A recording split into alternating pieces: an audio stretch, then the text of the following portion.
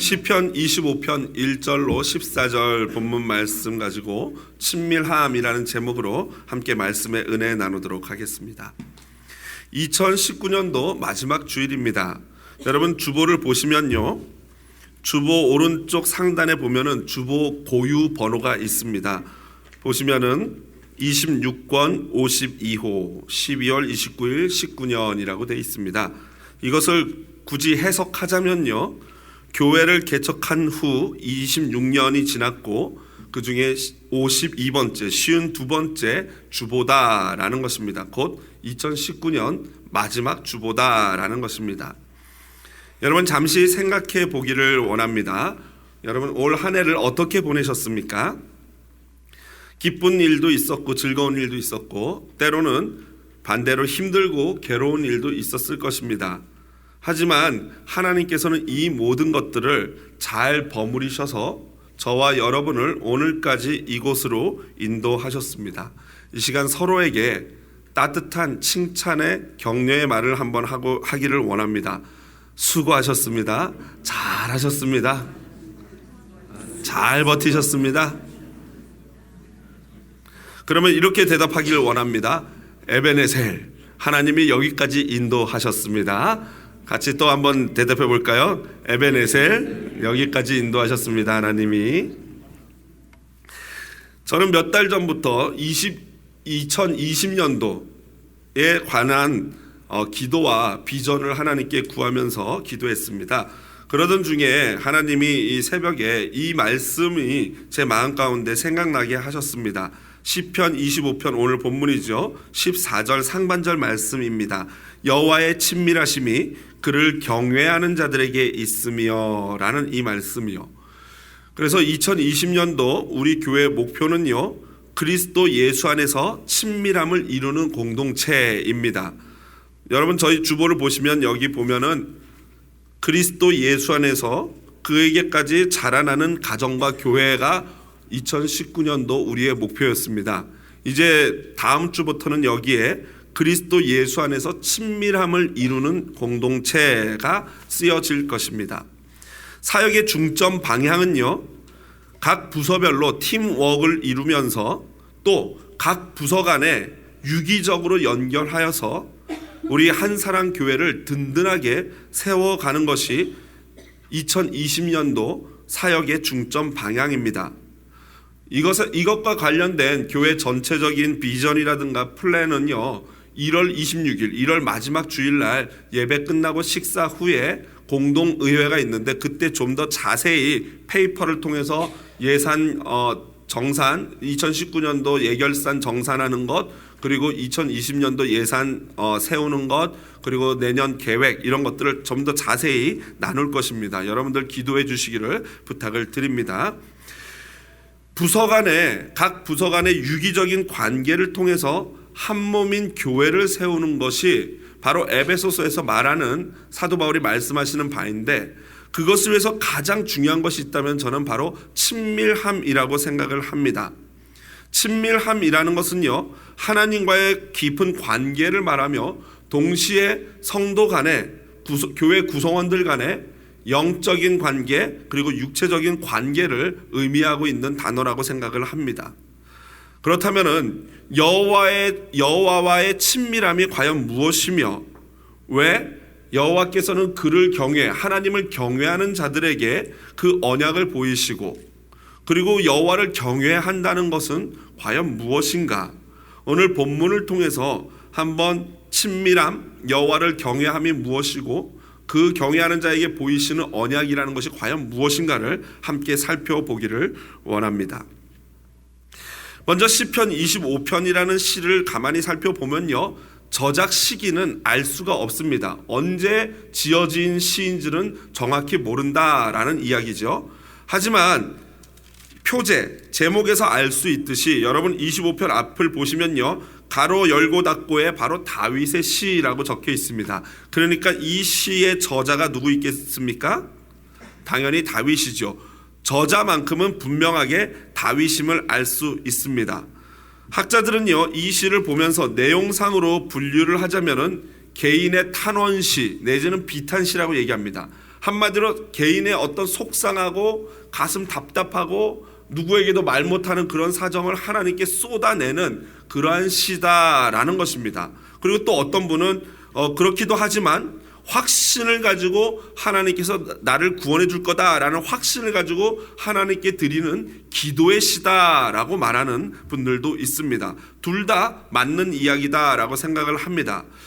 이 시가 무엇보다도 이런 내용적인 면에서는 비탄시, 탄원시 내지는 확신을 가진 믿음의 기도시라고 할 수 있지만 이 무엇보다도 두드러진 특징은 바로 답관체라는 형식의 시라는 것입니다. 답관체라는 것이 무엇인가? 그것은요, 각 행의 글자가 알파벳의 순서로 이루어진 시를 말합니다. 물론 당연히 이 시는요, 히브리어로 다윗이 지었기 때문에 히브리어 알파벳으로 되어져 있는 시입니다. 그래서 답관체라는 시의 다른 이름이 있다면은 알파벳 시라고도 합니다. 그런데 이러한 알파벳 시가요, 시편에 꽤 많이 있습니다. 총 9편의 답관체 형식, 즉 알파벳 형식의 시가 있는데 9장, 10장, 25편, 34편, 37편, 111편, 112편, 119편, 149편이 바로 총 9개가 답관체 형식의 시입니다. 그런데 그 중에 가장 대표적인 시가 있다면 바로 여러분 잘 아시는 시편 119편일 것입니다. 시편 119편은요, 성경 전체 중에 가장 긴 장입니다. 보통 성경을 처음 읽는 초보자들이 도전하는 성경이 있다면 시편이나 잠언이거든요. 왜 그렇습니까? 그렇죠. 짧잖아요. 보통 뭐 6절, 5절 하니까 읽기 쉬우니까 이거는 만만하다 하고 시작을 하는데 그렇게 했다가 시편 119편에 가면 아주 그냥 혀를 찹니다. 막 5장이 넘어가니까 이 성경에서 가장 긴 장이잖아요. 그게 왜 이렇게 기냐면요. 한 단락이 119편은요. 총 22단락으로 구성되어 있는데 각 한 단락이 8연씩 되어 있습니다. 8줄씩이요. 그런데 그 8줄씩 된 이 한 단락이 22개. 왜 22개냐? 바로 히브리어 알파벳 숫자가 22개이기 때문입니다. 한번 표를 참조해 볼까요? 히브리어 알파벳이 이렇게 나와 있는데요. 히브리어는요, 옛날 우리 한자 쓰는 것처럼 이 오른쪽에서 왼쪽으로 읽습니다. 이 저쪽 왼쪽부터 오른쪽으로 읽는 게 아니고요. 쓰는 것도 당연히 이렇게 쓰겠죠. 그래서 맨 이쪽에 있는 앞에 나온 오른쪽 끝에 나온 것이 알렙, 영어로 치면 A에 해당되는 거고요. 두 번째가 bet, 그 B에 해당되는 것입니다. 그래서 이 알파벳 순서로 시편 119편이요. 1년, 그러니까 즉 1절부터 8절까지가 저 알렙이라는 단어로 시작이 됩니다. 그러니까 8줄 모두 알렙으로 딱 시작됩니다. 그리고 두 번째 연 9절부터 16절까지는요, 두 번째 알파벳인 bet으로 시작이 됩니다. 그러니까 여러분 시인이 굉장한 어떤 이 시적 감각, 예술적 감각이 있어야겠죠. 언어를 잘 알아야겠죠. 우리말로 영어로 치자면은 A라는 단어로 계속 시작하는 거예요. ant, age. 더 이상 A가 생각이 안 나는데요. 그러니까 시인이 얼마나 대단한 겁니까? 그거를 막 176절, 그러니까 8절씩 같은 단어 알렙으로 시작해서 그거를 22개 알파벳 저 순서대로 다 나열한 것이 시편 119편이다라는 것이고, 오늘 25편도 보니까 바로 22절로 돼 있는 것이 바로 이 알파벳 순서대로 된 것이고요. 히브리어로 이 시를 보면은 100% 알파벳대로 되지는 않았습니다. 약간 어려움이 있었던 것 같아요. 그러나 거의 한 99%는 알파벳 순서로 되어 있는 게 바로 이 25편입니다. 자, 그렇다면은 이러한 형식을 통하여 시인이 강조하고자 했던 것이 무엇일까요? 오늘 첫째 연이라고 할 수 있는 1절부터 7절을 보면요, 바로 시인이 강조하고자 했던 것이 7절에 가장 잘 드러나고 있습니다. 한번 7절 큰 목소리로 본문 읽어보겠습니다. 다 같이 읽습니다. 여호와여,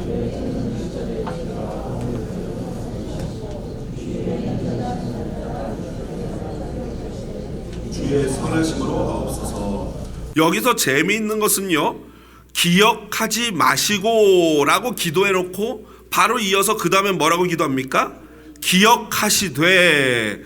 기억하지 말아주세요 제발 해놓고 그러나 기억해 주세요 라고 이중적으로 기도를 합니다.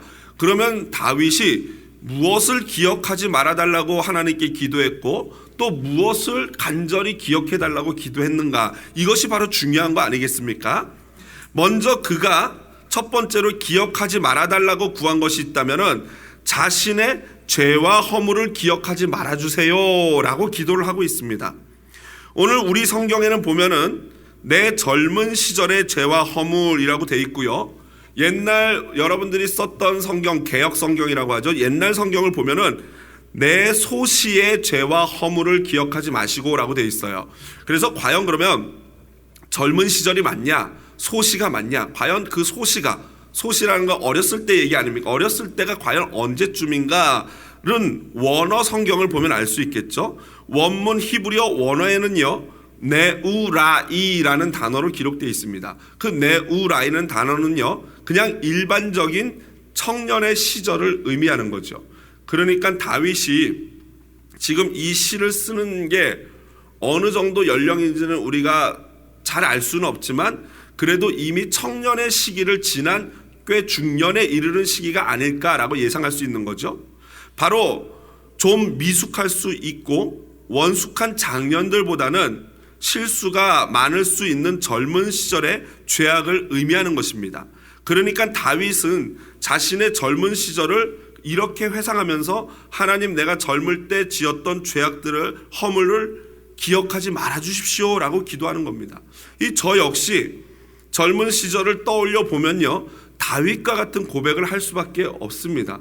아마 이 자리에 계신 어르신들 아마 젊은 시절 떠올려 보면은 그땐 정말 내가 잘 살았지라고 하시는 분 계실까요? 아마 지금 이 인생의 깊이를 알고 원숙해진 이 시점에 젊은 시절을 회상해 보면은 아마 나쁘끄러운 때가 한두 번이 아닐 거라고 저는 생각을 합니다. 저도 가끔가다 젊었을 때 제가 했던 행동이라든가 말을 이렇게 가끔 떠오를 때가 있는데 그러면은 얼굴이 빨개지다 못해 귀까지 빨개질 때가 있어요. 혼자 있을 때 말이죠. 혼자 밤에 자면서 누워서 이제 잘라고 하다가 생각해 보면은 그런 생각이 떠오르는 게 한두 번이 아닙니다. 내가 왜 그때 그따위 행동을 했을까? 내가 왜 그때 그런 말을 했을까? 참 어리석다, 참 어렸다라는 생각을 합니다. 아마 웃으시는 어른들도 아마 대부분 저와 비슷한 그러한 회상을 하실 거라고 생각을 합니다. 하지만요, 여러분, 이러한 죄와 허물의 문제가 과연 청년 시절에만 해당하는 것인가? 그러니까 이문석 목사가 청년에는 죄와 허물이 많았는데 이제 좀 원숙해지고 나이가 돼서 50대 이제 이르는 이 시점에는 과연 장년이 되고 얼굴에 주름이 생기고 머리가 허해진 이 백발이 된 노인이 된다면 과연 죄의 문제에서 자유로울 것인가?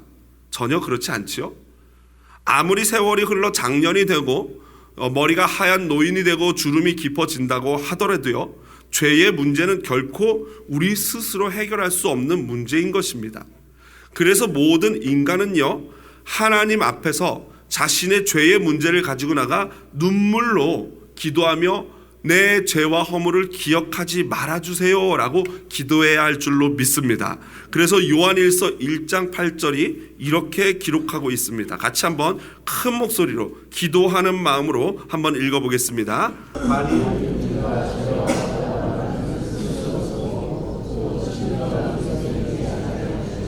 그렇습니다. 모든 사람이 내가 죄가 없다라고 말한다면은 그거는 내 스스로 속이는 것이고 내 자신이 나를 아는데 내 양심을 속이는 것이고 나가서 진리가 그 속에 있지 않는 것이라고 합니다. 무슨 말입니까? 진리 되시는 예수의 영이 그 안에 있지 않다는 거예요. 진리 되신 예수의 영이 있으면은 당연히 내가 죄인임을 알고 회개하게 된다는 것이죠. 그래서 여러분, 지난 한 해를 돌아보면서 새해를 맞이하기 전 우리가 최우선으로 가장 먼저 기도해야 될 것이 있다면 무엇이겠습니까? 바로 회개의 기도인 것입니다. 하나님, 우리의 허물과 죄를 기억하지 마십시오. 나의 죄와 허물을 잊어주십시오 라고 간구해야 할 줄로 믿습니다. 그 다음 이어서 바로 다윗이 하나님 기억해 주십시오라고 기도하는 것이 무엇입니까? 바로 그것은 그분의 인자하심입니다. 여기서 나오는 인자하심이라는 히브리어는요, 종종 말씀드렸던 바로 헤세드라는 단어인데요, 이 헤세드는요 언약적인 사랑을 의미합니다. 그리고 이 언약적인 사랑은요 6절, 오늘 본문 6절을 보시면요 이렇게 되어 있습니다. 여호와여 주의 긍휼하심과 인자하심이 영원부터 있었사오니. 한마디로 하나님의 헤세드는요, 언약, 약속하신 그 사랑은요 지금 이 순간 있다가 없어지고 없다가 있는 것이 아니라 영원 전부터 영원 후까지 저와 여러분을 돌보고 계시고 보살피고 그 언약대로 우리를 이끌어 가신다라는 것입니다. 바로 다윗이 그 영원한 언약에 근거한 사랑의 근거에서 이러한 기도를 드리고 있는 것입니다.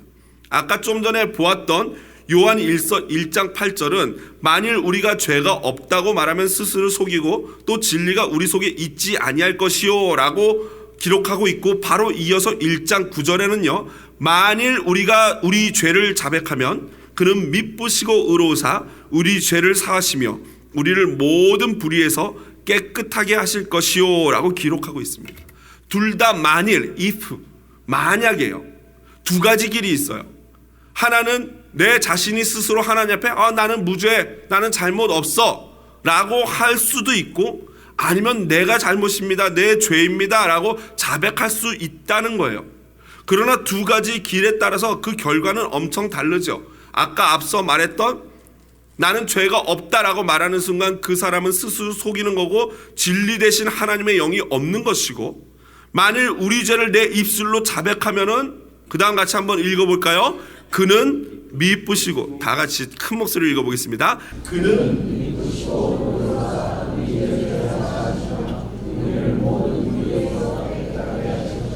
아멘. 아멘이십니까? 믿으시죠? 그뿐만 아니라 우리가 우리 입술로 죄를 자백하면요, 그 다음 말씀 시편 103편 12절 13절 또 큰 목소리를 같이 읽어보겠습니다. 동이 우리의 죄가를 우리에게서 멀리 옮기셨으며 아버지가 자식을 긍휼히 여긴 같이 여호와께서 자기를 경외하는 자를 긍휼히 여기시나니. 바로 여호와 하나님께서는 하나님을 경외하는 자를 긍휼히 여기신대요. 그러니까 이부 긍휼히 여기시고 경외하는 것이 뭔지는 조금 이따 더 살펴보기로 하고요. 오늘 본문 이 지금 시편 103편 12절 13절에서 왜 하필 동이 서에서 먼 것 같이라고 기록했을까요? 남과 북도 있어서 우리 생각에는 남과 북이 오히려 더 멀지 않을까라는 그런 생각도 드는데 왜 그랬을까요? 여기에는 전지하신 하나님의 과학적인 비밀까지도 들어 있습니다. 이 다윗이 시편 103편을 쓴 다윗은 그것까지 알지는 못했겠지만 성령의 역사심으로 이렇게 고백을 했는데, 여러분 남극과 북극에는 분명히 꼭지점이 있습니다. 그렇죠? 북극점이 있고 남극점이 있어요. 그래서 그 북극점과 남극점을 축으로 해가지고 지구가 어떻게 합니까? 뺑글뺑글 돌지요. 그걸 자전이라고 하지 않습니까? 그러니까 남극점과 북극점이 있어서 거기는 딱 남의 끝이고 북의 끝이에요. 그러니까 한계가 있어요. 분명히 정해진 한계가 있어요. 그런데 동과 서는 어떻습니까?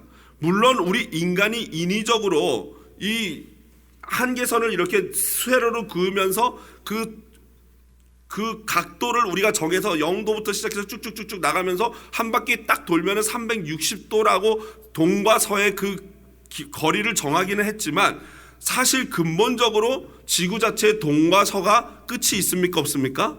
없는 거예요. 한마디로 동쪽으로 계속 걸어가면 어디를 가게 됩니까? 뉴욕에서 출발해서 동쪽으로 가면 어디를 갑니까? 바다 대서양을 건너서 아프리카 대륙을 지나서 아시아를 지나서 다시 또 LA에 도착해서 또 걸어오면 뉴욕에 옵니다. 다시 또 가면 어떻게 됩니까? 계속 도는 거예요. 뭐라 그럽니까? endless. 끝없는 사랑. 바로 하나님의 죄를 용서하심이 바로 이걸 말하는 거예요. 끝없는 죄사함의 은총이 있을 줄로 믿습니다. 누구에게요? 죄를 자백하는 자에게. 그러니까 여러분, 이 올 한 해 동안 죄를 진 것이 있으면 마음에 담아두면 되겠습니까? 또 고민이 있고 근심이 있고 아픔이 있다면 그걸 혼자 끙끙 앓으면 되겠습니까? 아닙니다. 하나님 앞에 나와서 모든 것을 다 쏟아 놓으시기를 주님의 이름으로 부탁을 드립니다. 그럴 때 하나님께서 저와 여러분의 죄도 용서해 주시고 고민도 들어주시고 긍휼히 여겨주실 것입니다. 이 하나님의 죄사함 고백, 하나님 앞에 나서 쏟아넣는 것과 관련된 재미난 이야기를 하나 제가 발견해서 여러분들과 나누려고 가지고 왔습니다. 이 조니와 셀리라는 어린 남매가 있었는데 엄마 아빠와 함께 이 할아버지 할머니 농장을 찾아가게 됐어요. 그런데 이 조니라는 이 손자, 아들이죠. 이 손자는 할머니 할아버지로부터 새총을 하나 얻게 됩니다. 이 새총을 얻어가지고 이 돌멩이, 작은 돌멩이를 장전해서 막 쏘는 연습을, 나무를 향해서 막 쏘는 연습을 했어요. 그랬더니 이제 연습을 열심히 하다 보니까 솜씨가 점점 좋아졌습니다. 그래서 며칠이 지나가서 막 연습을 하다 보니까 갑자기 눈에 할머니가 굉장히 아끼는 오리가 이렇게 마당 앞을 지나가는 게 눈에 들어왔어요. 얘가 그래서는 안 되는데 충동적으로 저거를 한번 쏴서 잡아보고 싶다라는 생각이 들었어요. 새총을 가지고 겨냥을 해가지고 오리를 쐈는데 앞불싸 어떻게 됐겠습니까? 단 한 방에 그 새총을 맞고 오리가 죽어버렸어요. 이 친구가 자기가 호기심을 갖고 하긴 했는데 너무 놀래가지고 어떻게 하지 하다가 이 주변을 살핀 후에 이 오리를 그 장작이 있으면 장작 더미에다가 이렇게 덮어서 숨기기를 시작한 거예요. 그런데 그거를 누가 보고 있었습니까? 그의 동생 셀리가 저기서 팔짱을 끼고 멀리서 보고 있었어요. 그런데 셀리가 오빠에게 뭐라고 말을 했을까요? 아무 말을 안 했습니다. 그래서 조니는 다행이다 라고 생각을 했는데 그날부터 더 큰 일이 벌어지기 시작했습니다. 그 집안의 모든 심부름을 누가 하게 됐겠습니까? 조니가 담당하게 됐어요. 할머니가 셀리를 부르면서 여동생 셀리를 부르면서 셀리야 이것 좀 해라 하고 시키니까 셀리가 이렇게 얘기합니다. 오늘은 오빠가 도와드리고 싶대요. 오빠 그렇지? 그러고 나서 오빠한테 와서 귀에다 대고 셀리가 이렇게 얘기합니다. 오빠 오리 알지? 오리.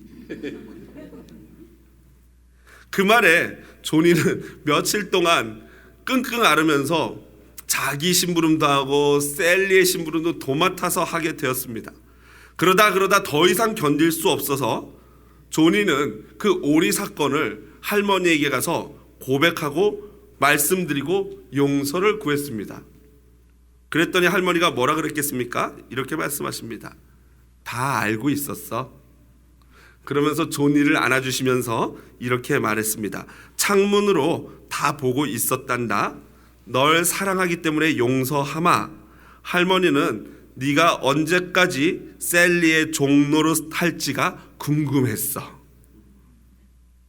여러분, 죄라는 것은요 바로 우리를 끝없이 괴롭히려는 셀리와 같습니다. 마침내 우리는 하나님 앞에 잘못을 털어놓을 때 그때 비로소 자유함을 얻을 수 있습니다. 여러분, 찬송가 539장, 통일 찬송가 483장 여러분 아시죠? 너 예수께 조용히 나가 라는 이 찬양의 후렴구가 어떻게 됩니까? 주 예수께 조용히 나가 내 마음을 쏟아놓으라 느릅미리 보시는 주님 큰 은혜를 우리 눈을 감은 채로 다시 한번 가슴에 손을 대고 고백합니다. 주 예수께 조용히 내 마음을 쏟아놓으라 내 마음을 쏟아놓으라 늘 은밀히 보시는 주님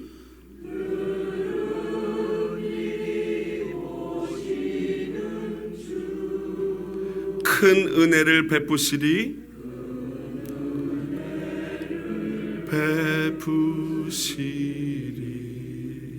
아멘. 그렇습니다 여러분. 그건 죄야 라고 말하는 하나님의 말씀이 우리에게 죄책감을 주거나 또는 나의 낮은 자존감에 나를 낮은 자존감에 빠지게 하는 것이 절대 아닙니다. 하나님의 말씀은 죄가 죄임을 알게 해줄 뿐입니다. 그러나 여전히 내 안에 도사리고 있는 시기, 질투, 미움, 나쁜 생각들, 그리고 곧 그 죄 자체가 나를 죄의 종노릇하게 하는 것입니다. 여러분, 한 해를 마무리하면서 내 안에 있는 모든 죄, 교만, 근심, 고민, 이 모든 것들을 주님 앞에 다 쏟아내는 한사랑 성도 되시기를 주님의 이름으로 부탁을 드립니다. 용서를 구하고 하나님의 인자하심을 구하는 저와 여러분 되기를 주님의 이름으로 축복드립니다.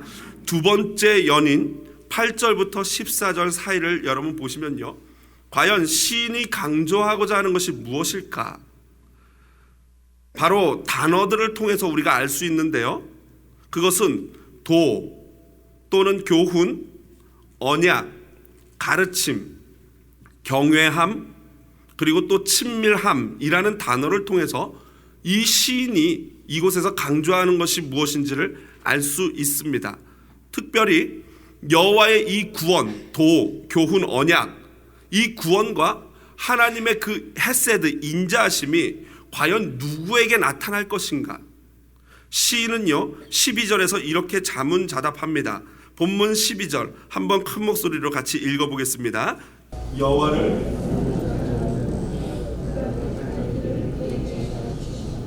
한마디로 시인은요 하나님의 구원과 인자하심이 과연 누구에게 나타날 것인가, 이 질문을 여호와를 경외하는 자 누구냐라고 질문합니다. 한마디로 하나님이 그 길을 가르쳐 주시고 도를 보여주시고 교훈을 가르쳐 주시고 언약을 가르쳐 주시는 그게 바로 여호와를 경외하는 자에게 나타난다라는 것입니다.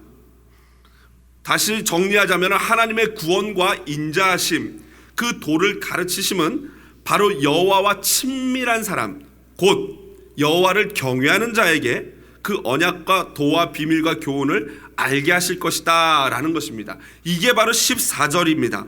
이거를 그대로 정리한 게 14절이에요. 한번 읽어보겠습니다. 여호와의 친밀하심이 그를 경외하는 자들에게 있으며 그의 언약을 그들에게 보이시리로다. 똑같은 이야기를 반복적으로 표현하고 있는 것입니다. 여기서 나오는 친밀하심이 무엇인가? 히브리어로 소드라는 단어입니다. 원어적으로 따지자면 비밀회담이라는 의미입니다. 한마디로 여호와께서는 여호와 하나님을 경외하는 자들에게 비밀을 이야기해 주신다는 거예요. 이거 비밀인데 너만 알고 있어? 사실 이거 아무한테도 얘기 안 했는데 너만 알고 있어. 내가 너 친하니까 이거 이야기해 줄게, 이거예요.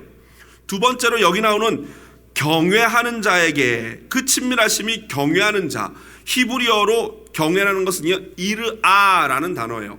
그런데 영어로는 fear라고 돼 있거든요. 그저 두려움. 그런데 이 영어로는 이 이르아라는 단어의 의미를 절대 못 살립니다. 왜냐면요 영어에 나오는 이 두려움은요 어떤 두려움이에요? 강도가 총을 가지고 나타나서 꼼짝마, 돈 내놔 할 때 느끼는 두려움이 바로 그 두려움이거든요. 그런데 성경에서 얘기하는 이르아, 이 두려움은요 그런 악이라든가 권력에 의한 두려움이 아니에요. 전혀 다른 이야기예요. 그건 악당들이 폭력으로 힘으로 우리를 공격할 때 두려워하는 그런 두려움이 아니라, 여기 나오는 이르아라는 이 경외감의 두려움은요 너무나도 그 진심으로 그 세상을 존경하고 진심으로 그 대상을 사랑하는데, 그 대상을 내가 잘 알아요. 근데 그 대상이 나하고 비교하면은 너무너무 말도 안 되는 놀라운 존재예요. 감히 나와 그 대상이 친교하고 교제를 나눌 수 없는 그러한 사람이, 그런 존재란 말이에요. 그런데 그 존재가 나와 함께 교제를 나누는 거예요. 그 존재가 나를 사랑해주고 아껴주는 거예요. 그러니 그게 너무나도 두려운 거예요. 그게 바로 경외감.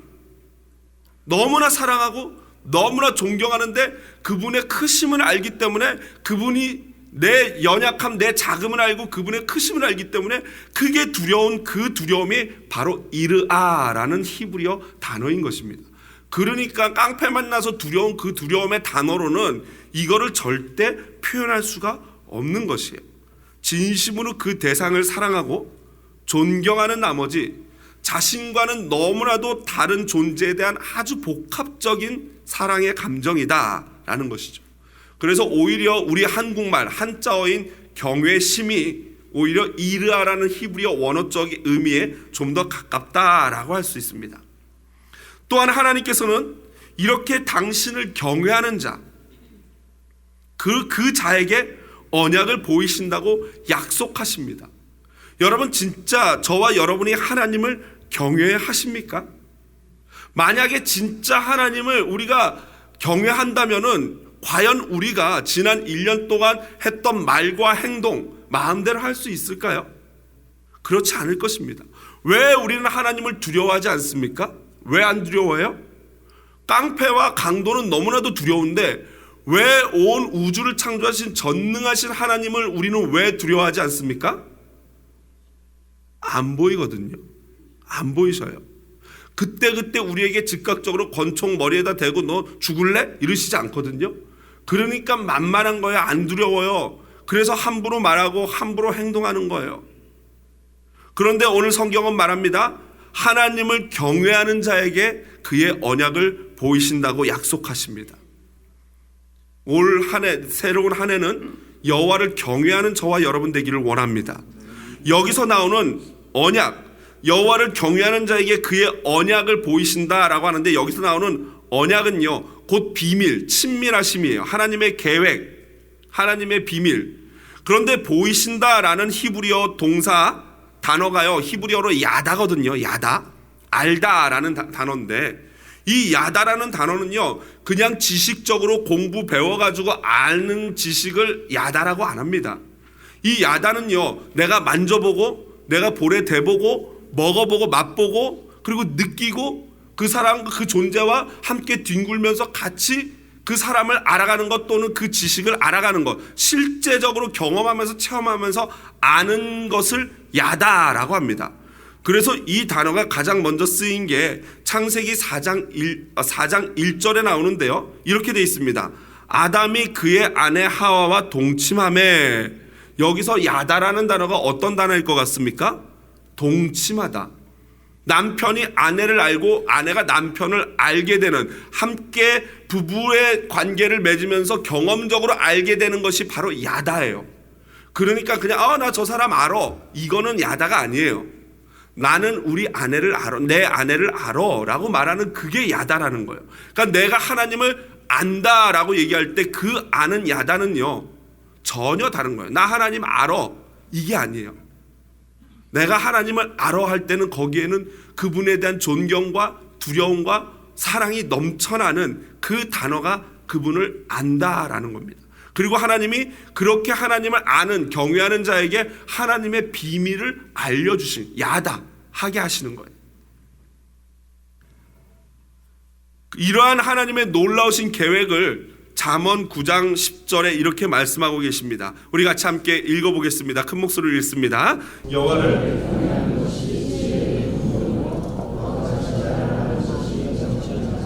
그렇습니다. 여호와를 두려워하고 그분을 사랑하는 것, 그것이 지혜의 근본이래요. 거룩하신 자, 여호와죠. 하나님을 아는 것, 그것이 명철이래요. 또 있어요. 잠언 1장 7절 한번 볼까요? 같이 읽어봅니다.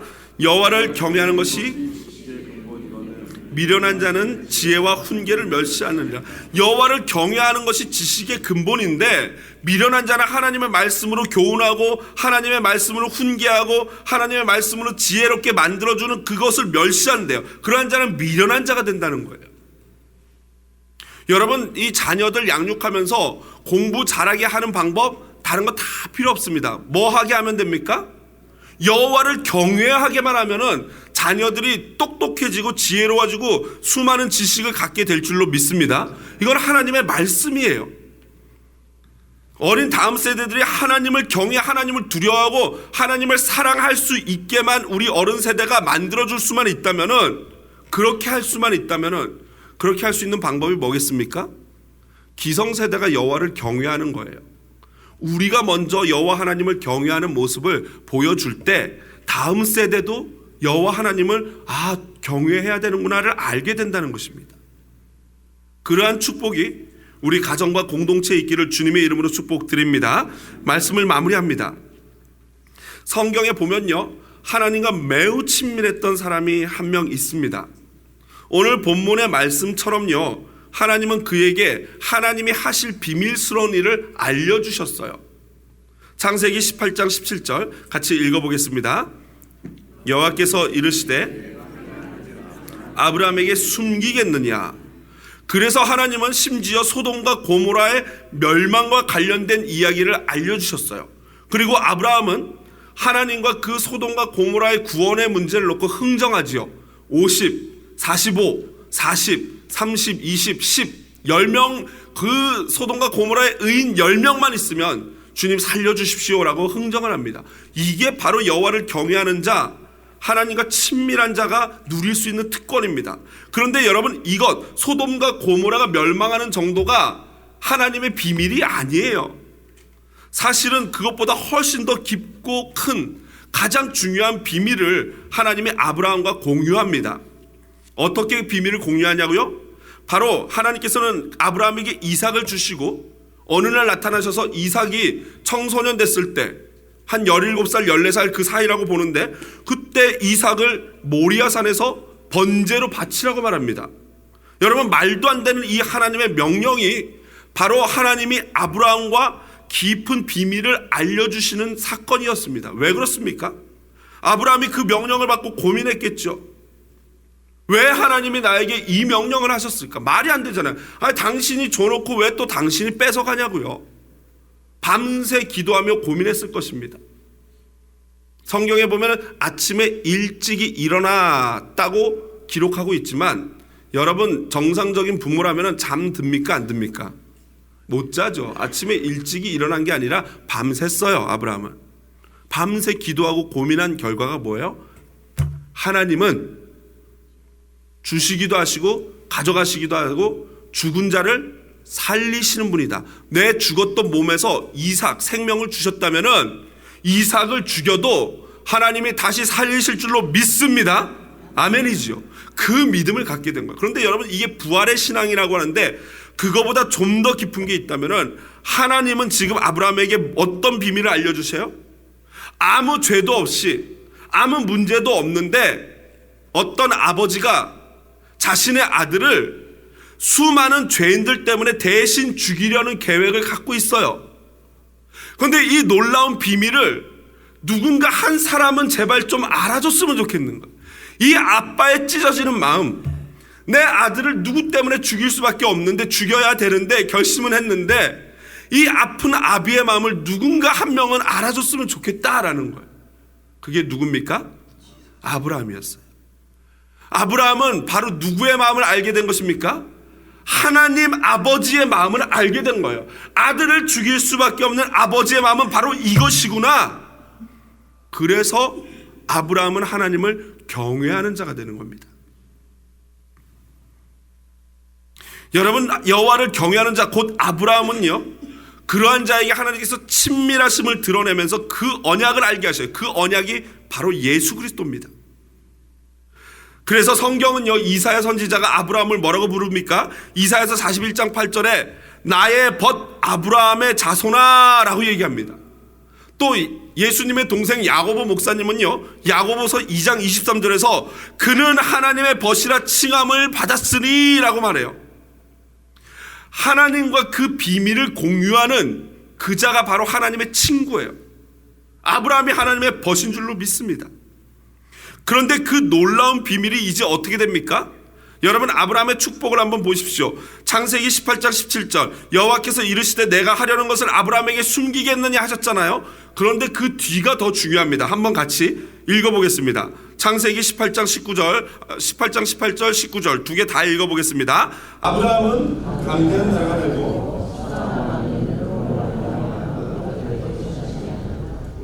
내가 그로 명하여 여호와의 도를 지켜 의와 공도를 행하게 하려고 그를 택하였나니 이는 나 여호와가 아브라함에게 대하여 말한 일을 이루려 함이니라. 그렇습니다. 여러분, 아브라함을 택한 이유는요, 아브라함 한 사람 때문이 아니에요. 누구 때문입니까? 내가 그로 그 자식과 권속에게 명하여 여호와의 도를 지켜, 다시 말해서 아브라함뿐만 아니라 아브라함의 자손과 자식에게까지도 하나님의 비밀을 알려주고 하나님과 친구하겠다는 거예요. 그게 누굽니까? 저와 여러분인 줄로 믿습니다. 지금 저기 나오는 자식과 권속은요, 이삭을 얘기하는, 이스라엘을 얘기하는 게 아니에요.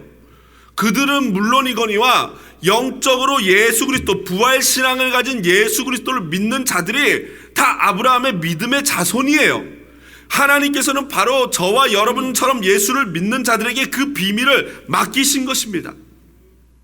여러분, 그 비밀을 맡은 자로서, 독생하신 예수 그리스도를 주시고 희생함으로 우리를 구원하시는 그 놀라운 비밀을 맡은 자로서 2020년도 새해에는 더욱더 하나님과 친밀해지고 싶은 마음은 안 드십니까?